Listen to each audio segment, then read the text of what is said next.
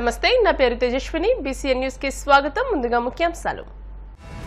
AP assembly సమావేశాలు ప్రారంభం. ఎమ్మెల్యేలుగా ప్రమాణ స్వీకారం చేసిన చంద్రబాబు, పవన్ కళ్యాణ్, జగన్మోహన్ రెడ్డి.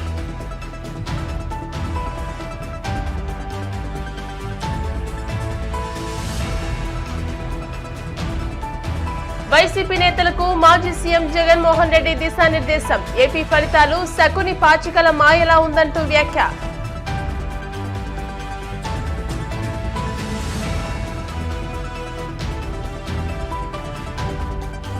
పరిశ్రమల శాఖ మంత్రిగా భరత్ బాధ్యతల స్వీకరణ. సచివాలయం 4వ బ్లాక్ లో గదిని కేటాయించిన ప్రభుత్వం.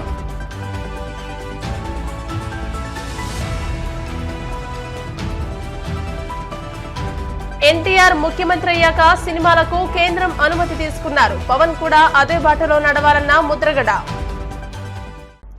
ఏపీ నూతన అసెంబ్లీ సమావేశాలు ప్రారంభమయ్యాయి. ఈ సమావేశాలను 2 రోజులకే పరిమితం చేశారు. తొలి రోజు ఉదయం 9:26 జాతీయ గీతాలాపనతో సభ ప్రారంభమైంది. తొలి రోజు కొత్తగా ఎన్నికైన ఎమ్మెల్యేల ప్రమాణ స్వీకారం చేశారు.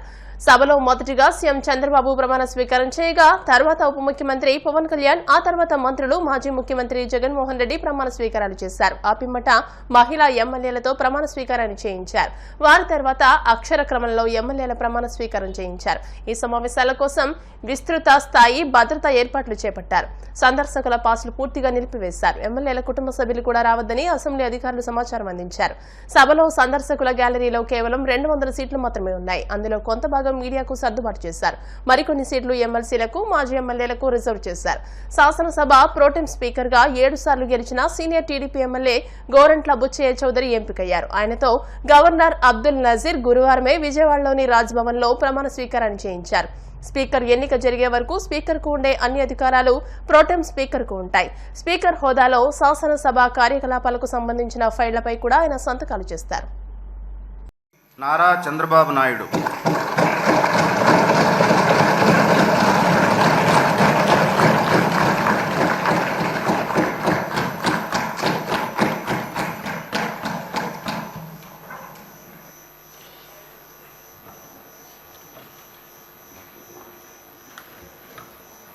నారా చంద్రబాబు నాయుడు అనే నేను శాసనసభ సభ్యునిగా ఎన్నిక అయినందున శాసనం ద్వారా నిర్మితమైన భారత రాజ్యాంగం పట్ల నిజమైన విశ్వాసం, విధేయత చూపుతానని, భారతదేశ సార్వభౌమాధికారాన్ని, సమగ్రతను కాపాడుతానని, నేను స్వీకరించబోయే కర్తవ్యాన్ని శ్రద్ధాశక్తులతో నిర్వహిస్తానని దైవ సాక్షిగా ప్రమాణం చేస్తున్నాను.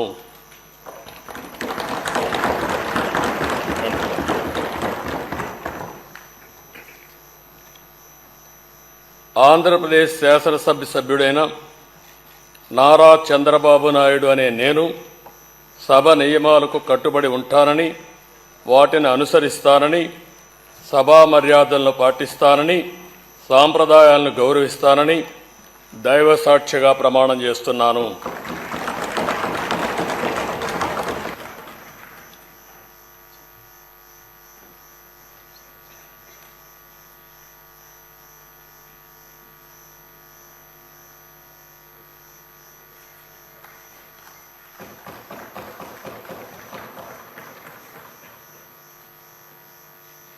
శ్రీ కొణిదల పవన్ కళ్యాణ్.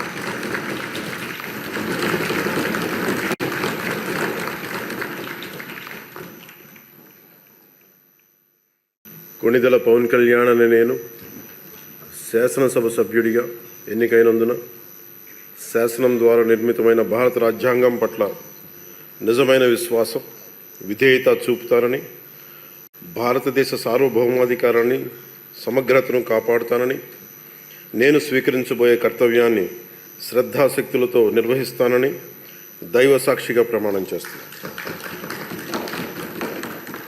ఆంధ్రప్రదేశ్ శాసనసభ సభ్యుడైన కొణిదెల పవన్ కళ్యాణ్ అనే నేను సభా నియమాలకు కట్టుబడి ఉంటానని, వాటిని అనుసరిస్తానని, సభా మర్యాదలను పాటిస్తానని, సాంప్రదాయాలను గౌరవిస్తానని దైవ సాక్షిగా ప్రమాణం చేస్తున్నాను.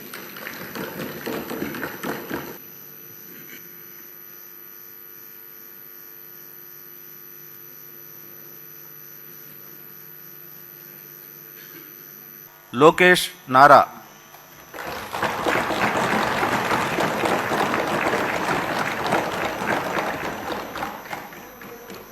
నారా లోకేష్ అనే నేను శాసనసభ సభ్యుడినైన ఎన్నిక అయినందుకు శాసనం ద్వారా నిర్మితమైన భారత రాజ్యాంగం పట్ల నిజమైన విశ్వాసం విధేయత చూపుతానని, భారతదేశ సార్వభౌమ అధికారాన్ని సమగ్రతను కాపాడుతానని, నేను స్వీకరించబోయే కర్తవ్యాలను శ్రద్ధాశక్తులతో నిర్వహిస్తానని దైవ సాక్షిగా ప్రమాణం చేస్తున్నాను. ఆంధ్రప్రదేశ్ శాసనసభ సభ్యుడైన నారా లోకేష్ అనే నేను సభ నియమంలో కట్టుబడి ఉంటానని, వాటిని అనుసరిస్తానని, సభ మర్యాదలను పాటిస్తానని, సాంప్రదాయాలను గౌరవిస్తానని దైవ సాక్షిగా ప్రమాణం చేస్తున్నాను.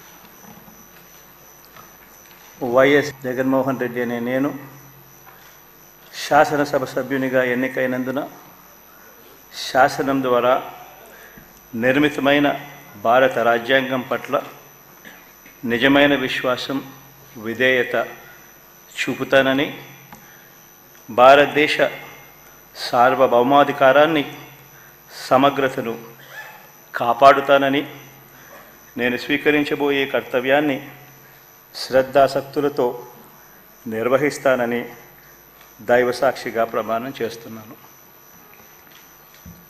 ఆంధ్రప్రదేశ్ శాసనసభ సభ్యుడైన వైఎస్ జగన్మోహన్ రెడ్డి అనే నేను సభా నియమాలకు కట్టుబడి ఉంటానని, వాటిని అనుసరిస్తానని, సభా మర్యాదలను పాటిస్తానని, సాంప్రదాయాలను గౌరవిస్తానని దైవసాక్షిగా ప్రమాణం చేస్తున్నాను.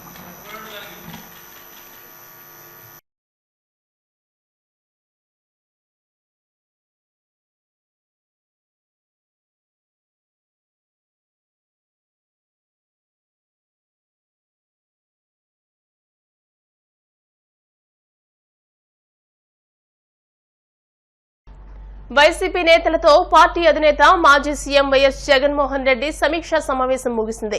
ఈ భేటీకి సార్వత్రిక ఎన్నికల్లో పోటీ చేసిన వైసీపీ ఎమ్మెల్యే, ఎంపీ అభ్యర్థులు హాజరయ్యారు. అరగంట పాటు కొనసాగిన ఈ సమావేశంలో వైఎస్ జగన్ కీలక వ్యాఖ్యలు చేశారు. ప్రజలకు ఎంతో చేశామని, ఇన్ని చేసిన తర్వాత ఇలాంటి ఫలితాలు చూసిన తర్వాత బాధ కలిగిందన్నారు. ఫలితాలు చూసిన తర్వాత శకుని పాచికల కథ గుర్తుకు వచ్చిందని, శకుని పాచికల మాదిరిగా ఎన్నికల ఫలితాలు వచ్చాయని, కానీ ఆధారాలు లేకుండా మాట్లాడలేమని అన్నారు. శకుని పాచికలు అనే సబ్జెక్ట్ కేవలం ఇంటర్వెల్ వరకే అని, శ్రీకృష్ణుడు తోడున్న పాండవులు ఓడిపోయారని, కానీ ఆ తర్వాత ఏం జరిగిందో అందరికీ తెలుసన్నారు. డిసెంబర్ జనవరి వచ్చే నాటికి ఏమయ్యా ఇవన్నీ మాకు చెప్పావు, 4,12,00,000 మంది ఓటర్ల లిస్టు, ఇందులో సగం మంది ఆడవాళ్ళే, అందరూ 18 సంవత్సరాల పైవారే ఓటర్ లిస్టులో ఉన్నారు అని అంటే, మరి వీరందరికీ 1,500 ప్రతి నెల ఇస్తానన్నాడు. సంవత్సరానికి 18,000. ఇందులో పెన్షన్లు తీసుకునే వాళ్ళు ఒక 30 లక్షల మందిని బహుశా ఆడవాళ్ళకి పక్కన పెట్టినా కూడా 60 సంవత్సరాల పైన ఉన్న వాళ్ళు అని పక్కన పెట్టినా మిగిలిన 1,80,00,000 మంది ఎదురు చూస్తున్నారు. అప్పుడే చంద్రబాబు వచ్చేసాడు, చాలా రోజులు అయిపోయింది, ఇంతవరకు మాకు రావాల్సిన 1,500 నెల నెల ఇస్తానన్న 1,500 ఇంకా రాలేదేమో అని చెప్పి రైతులు ఎదురు చూస్తూ ఉన్నారు. 20,000 పెట్టుబడి సాయంగా ఇస్తానన్నాడు, అది ఏమవుతుందని. దాదాపు 1,00,000 మంది పిల్లలు పైగా ఉంటారు, బళ్ళకు పోయే పిల్లలందరికీ ఇస్తామన్నాడు.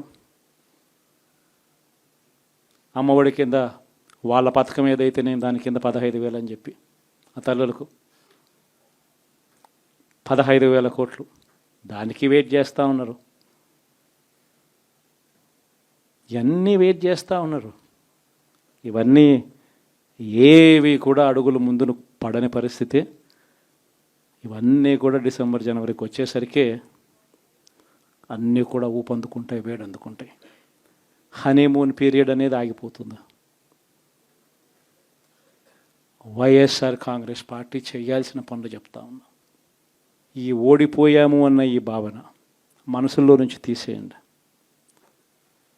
మనం చేసిన మంచి ప్రజల్లో ఇంకా ఉంది, ప్రతి ఇంట్లో గుర్తుంది, ప్రతి కుటుంబంలోనూ మనం చేసిన మంచి ఎక్కడికి పోలేదు.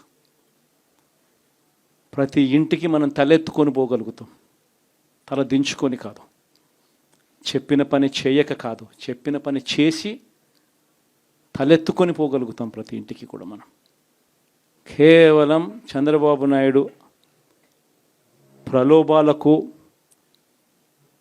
మోసపోయిన పరిస్థితుల మధ్య మనకు అంతో ఇంతో అపజయం ఏదైనా జరిగిందేమో. ఆ మోసాలు ఎప్పుడైతే మోసాల కింద తేటతెల్లం అవుతాయో ప్రజల్లో ఆ సింపతి, మన పట్ల ప్రేమ, ఆయన పట్ల కోపం రెండూ కూడా ఏకమవుతాయి. మనల్ని గొప్ప మెజారిటీలతో మళ్ళీ మనల్ని తీసుకొస్తారు. సో మనం చేయాల్సింది ఏమిటి అని అంటే, ప్రజల మీద మనం కోప్పడాల్సిన అవసరం లేదు, పని లేదు. మోసపోవడం అన్నది ఒక్కొక్కసారి జరుగుతూ ఉంటాయి. మోసపోయిన వాళ్ళకందరికీ కూడా మనం అండగా ఉన్నాము అన్న భరోసా ఇవ్వడం మనం చేయాల్సిన పని. మరీ ముఖ్యంగా మన కార్యకర్తలను మనకు తోడుగా ఉండడం, ఇది మాత్రం ఖచ్చితంగా చెప్తా ఉన్నాం.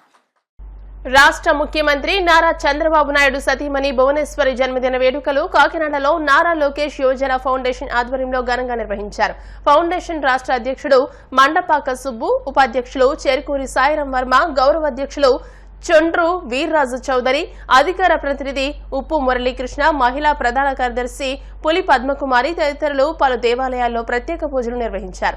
రాష్ట్రమంతటా 1,00,000 మొక్కలు నాటే కార్యక్రమాన్ని సంత చెరువు పాఠశాలలో ప్రారంభించారు. ఫౌండేషన్ రాష్ట్ర కార్యాలయంలో అభిమానుల మధ్య కేక్ కట్ చేసి పేదలకు చీరలు పంపిణీ చేసి భారీ ఎత్తున పేదలకు అన్నదానాన్ని నిర్వహించారు. ఈ కార్యక్రమంలో Veeravenkata Satyanarayana, auto union president Ramana, Jagadish, Nagababu, Subbarao, Veerababu, foundation సభ్యులు, టీడీపీ కార్యకర్తలు తదితరులు పాల్గొన్నారు.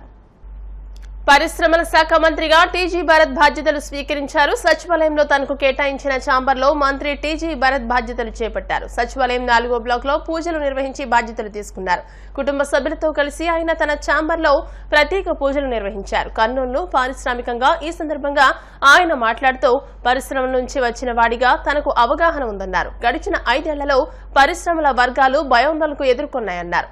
ఆంధ్రప్రదేశ్కు సుదీర్ఘ తీర ప్రాంతం, వనరులు ఉన్నాయని, తాను లోకేష్ కలిసి పరిశ్రమల రంగాన్ని పరుగులు పెట్టిస్తామని టీజీ భరత్ తెలియజేశారు. కర్నూలును పారిశ్రామిక ప్రాంతంగా అభివృద్ధి చేస్తానని మంత్రి టీజీ భరత్ తెలియజేశారు. ఏం ఇష్యూస్ ఫేస్ చేస్తుంటాము, ఎట్లా ఏ రకంగా చేస్తే చాలా బాగుంటుంది, డెవలప్ అయ్యేదానికి అవకాశం ఉంటుంది.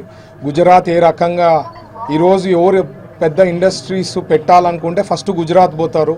అట్లాంటివన్నీ కూడా తెలుసుకొని మన ఆంధ్రప్రదేశ్కి బెస్ట్ ఈజ్ ఆఫ్ డూయింగ్ బిజినెస్లో కానీ కన్వీనియంట్గా ఉండేదానికి ఇండస్ట్రీస్కి మన ఆంధ్రప్రదేశ్కి వస్తే ఘన స్వాగతం పలుకుతూ వాళ్ళకి ఎట్లా కావాలంటే అట్లా వీ షుడ్ వర్క్అవుట్. ఎందుకంటే హైలీ కాంపిటేటివ్, ప్రతి స్టేట్ కాంపిటీషన్ ఎక్కువ ఉంటుంది కాబట్టి we have to work very hard. But ఖచ్చితంగా we will do our best. నేను ఒకటి చెప్పేది, ఏది మాయాబజార్ కాదు. బట్ 100 times ప్రీవియస్ గవర్నమెంట్ కన్నా 100 times అయితే బెటర్ చేయగలుగుతాం అయితే మాత్రం హామీ ఇవ్వడం జరుగుతుంది. మొదటిగా ఇప్పుడు మనకి కాన్ఫిడెన్స్ అనేది ఇండస్ట్రీస్లో ఈ లాస్ట్ 5 years చేసిన దానికి ఒక తగ్గిందనమాట. మన ఆంధ్రప్రదేశ్కి రావాలంటే భయపడతారు కొంత. So basically what we have to do is, మనము ఇన్సెంటివ్స్ ఏదైతే ఉందో రాయితీలు ఆల్రెడీ అనౌన్స్ చేసి ఉంటామో అవి చాలా వరకు అట్లే అయిపోయింది. ఇన్సెంటివ్స్ అనౌన్స్ అయినాయి, వాళ్ళకు వచ్చినాయి, ప్రాసెస్ అయిపోయింది. బట్ ఏవి కూడా వాళ్ళకి అందడం అనేది కాలేదన్నమాట. ఎంఎస్ఎంఈకి కొద్ది వరకు ఏమో జరిగిందని నిన్న. సో ఈ ఇన్సెంటివ్స్ అనేది చంద్రబాబు గారితో ఫాలోఅప్ చేసి ఖచ్చితంగా వీలైనంత త్వరలో మనం అది వాళ్ళకి రిలీజ్ చేస్తే ఒక కాన్ఫిడెన్స్ అనేది వస్తుంది ముందు. ఎందుకంటే నేను జస్ట్ ఒక 4-5 daysతో ఇంటరాక్షన్తో పెద్ద ఇండస్ట్రీస్ వచ్చేదానికి చాలా అవకాశం ఉంది. కోస్టల్ లైన్ ఉంది.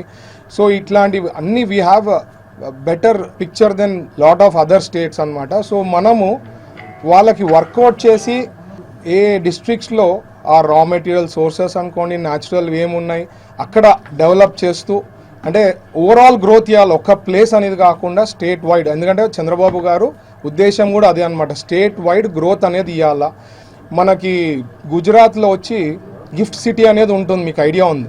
సో మనకి ఎట్లయినా స్పెషల్ స్టేటస్ అనేది ప్రజెంట్ అది కోల్డ్ స్టోరేజ్లో ఉంది కాబట్టి చంద్రబాబు గారిని రిక్వెస్ట్ చేసి, సార్ మనకు కూడా గిఫ్ట్ సిటీ అనేది ఇవ్వాలా ఆంధ్రప్రదేశ్కి అని చెప్పి రిక్వెస్ట్ చేస్తాం, పుష్ చేస్తాము. So will try to put in all efforts and see. అంటే మా సైడ్ నుంచి లోకేష్ గారు, ఎందుకంటే ఆల్రెడీ చెప్పారు కదా, ఫేస్ ఆఫ్ ఆంధ్రప్రదేశ్, మా ఇద్దరు portfolios will play major role. So will do our best. ఇప్పుడు కాసేపు ప్రకటనలు.